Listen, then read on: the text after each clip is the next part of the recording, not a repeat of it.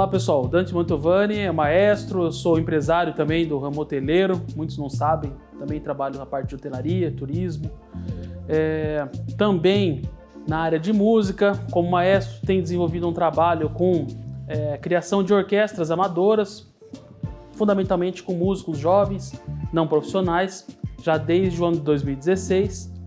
Tenho uma formação em regência orquestral num curso que fiz na Espanha, e também na Universidade Estadual de Londrina, onde fiz a minha graduação em música, fiz também especialização em filosofia política, mestrado em linguística e um doutorado em estudos da linguagem. Também uma série de outros cursos extracurriculares, que não convém mencionar, mas que me dão uma formação necessária para lidar aí com as várias artes e linguagens, que é uma das minhas atuações profissionais.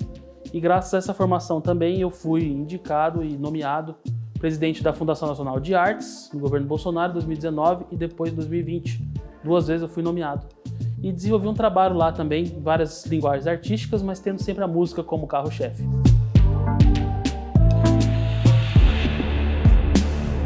Eu vim a Chapecó com uma agenda bastante intensa, bastante cheia de compromissos culturais, fundamentalmente. Começando amanhã com o lançamento do meu livro aqui na região, que nunca foi lançado, livro Ensaios sobre a Música Universal, que é um livro que foi um best-seller no ano de 2017, conta a história da música sob uma perspectiva do estudo da inspiração do fenômeno musical. E esse livro vai ser autografado para quem quiser amanhã. Vou fazer uma pequena apresentação, uma pequena palestra sobre o livro. O nome da livraria lá, Leila? Léturi, livraria Léturi, amanhã às 17 horas. Então eu vou fazer o concerto de violão na Escola de Artes de Chapecó, amanhã a partir das 20 horas, a entrada gratuita também, no qual eu vou fazer uma apresentação de obras para violão de autores brasileiros, como por exemplo Heitor Villa-Lobos, também de Zequinha de Abreu, Mozart Bicalho e alguns outros, também algumas canções tradicionais da Espanha, da França e composições para violão de minha autoria. A Suíte Brasileira, que é uma reunião de movimentos de dança que eu compus entre os anos de 2000, aliás, dos anos de 99 até 2003, por aí. São obras que já apresentei, mas fazia muito tempo que eu não apresentava, então é uma grande satisfação estar revendo essas obras e apresentando aqui para o público chapecoense e do oeste do estado de Santa Catarina.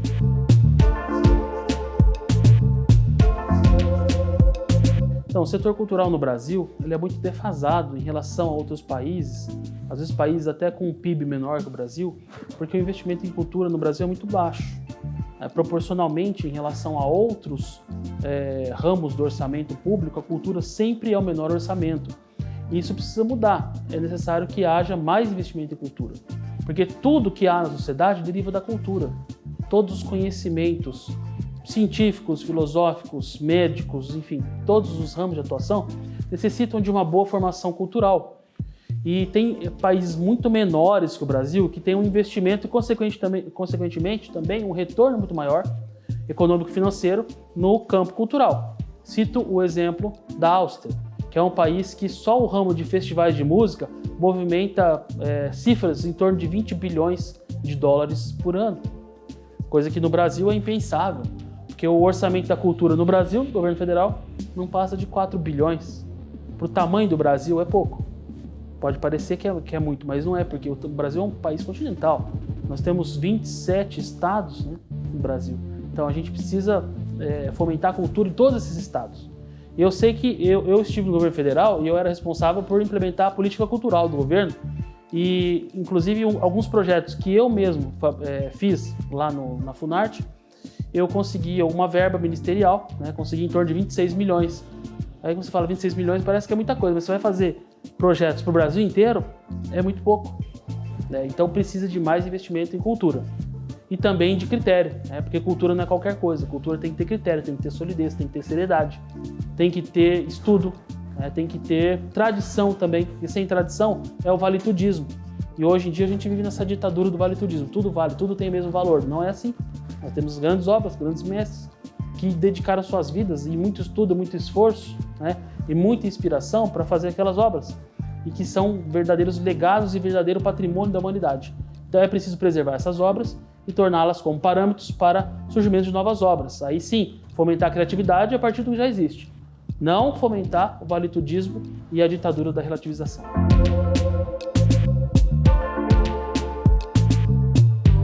Pois bem, o evento que você fala é enfim, congresso, né, em homenagem à obra do professor Olavo. Isso vai acontecer no sábado. Então, amanhã é sexta, amanhã nós vamos ter o lançamento do meu livro e o recital de violão. No sábado, nós teremos então um evento em homenagem ao Olavo e eu também vou participar como palestrante e me pediram para cantar umas músicas, vou cantar umas músicas lá também em homenagem ao professor Olavo, obras que ele gostava, né? Especificamente a Ave Maria de Gounod, porque ele tinha uma devoção ao terço, né, mariano, e um trecho de uma ópera chamada Das ist mein ganzes Herz, significa eis aqui todo o meu coração. E também vou fazer uma palestra sobre a filosofia da arte na obra filosófica de Olavo de Carvalho, que é uma obra, falei há pouco no programa de entrevista aqui para o Iago, né? É uma obra muito multifacetada, não se restringe apenas enfim, elucubrações sobre política, e a maioria das pessoas conhece o Olavo pela política, por causa da influência que ele exerceu na política. Mas a obra dele trata de muitos outros assuntos, a maior parte do tempo, inclusive, de outros assuntos. Política não é o principal, né? Então eu vou tratar desse aspecto mais artístico, mais estético, mais preocupado enfim, com as obras de arte, né? E que tem também na filosofia do professor Olavo. Outros palestrantes vão tratar de outros temas, mas a minha participação vai ser especificamente no campo da filosofia da arte.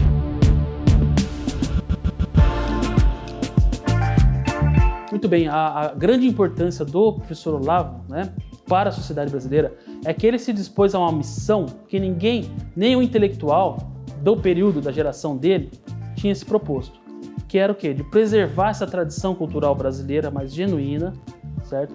Sem a presença da ideologia, porque o que ele tentou fazer foi justamente resgatar a inteligência brasileira, sempre se contrapondo a essa tentativa de politização, principalmente da esquerda, né, que usa até hoje aí as universidades, os aparatos públicos, né, enfim, a mídia, a imprensa, para propagar as ideias políticas da esquerda. E isso, na visão dele, estava deixando a sociedade desequilibrada. Era necessário que houvesse um retorno ao equilíbrio, pelo menos que existisse uma direita para se contrapor à esquerda.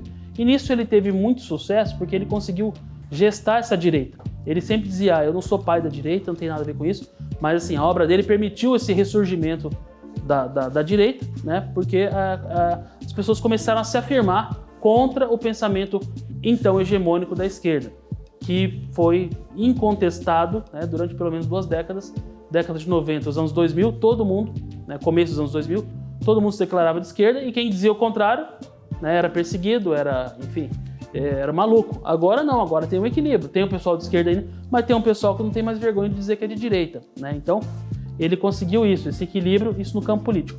Agora, o principal não é isso. O principal é o trabalho pedagógico dele com o Seminário de Filosofia, que é um curso que todos nós que vamos palestrar lá fizemos esse curso há pelo menos 10 anos, nós somos alunos.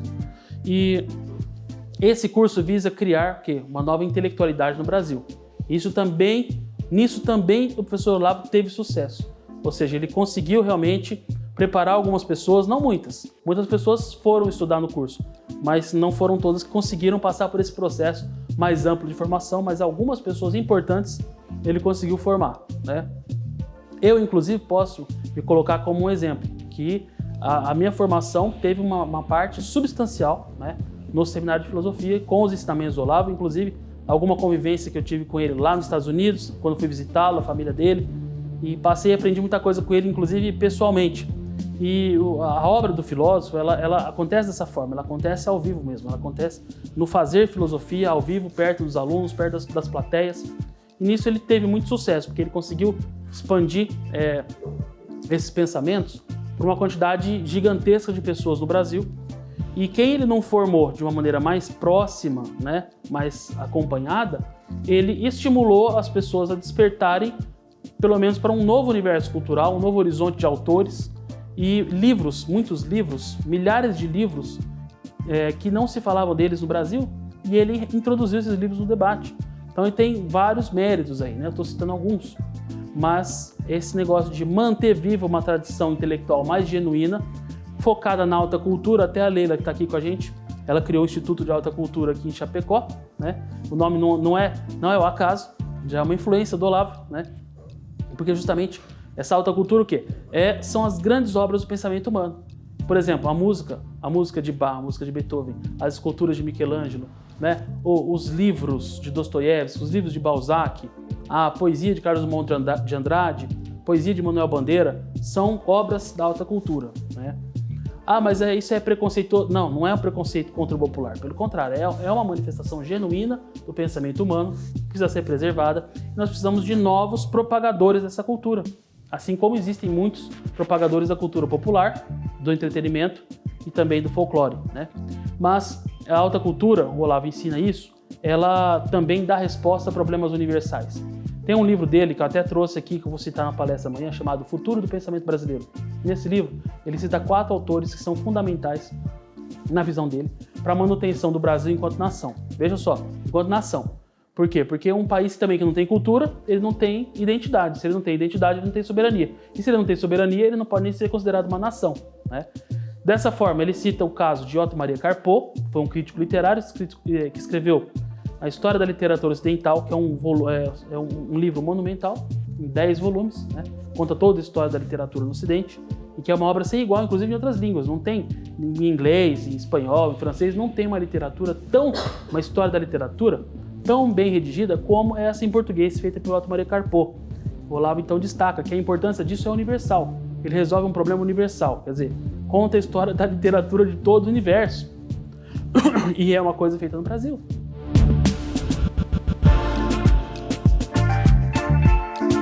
Então estão todos convidados para a segunda edição, no domingo, do evento em homenagem ao Olavo de Carvalho.